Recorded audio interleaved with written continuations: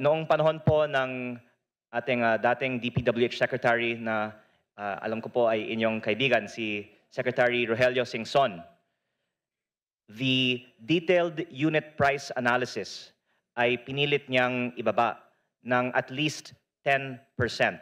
At sabi po ni Secretary Singson na kaya daw pong ibaba pa ito ng 15 hanggang 20%.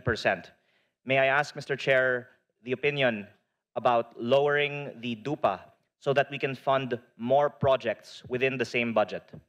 Yes, in fact, nag-usap po kami ni former Secretary Singson at I agree with him. And isa yon sa mga plano nating gawin in the coming weeks and the coming months na gawa ng paraan na ibaba po ang DUPA.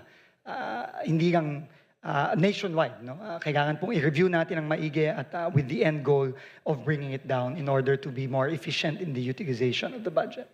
Do you have an idea, Mr. Chair, if at least 10% can be achieved? Yun po ang sinabi ni Secretary Singson, and I would tend to agree with him that at least 10% po ay kaya pong ibabayan across the board.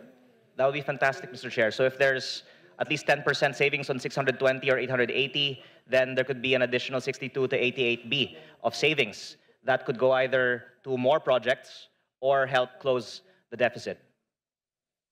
Maybe the Appropriations Committee could consider what we can do then if there's the possibility for at least that 10% savings.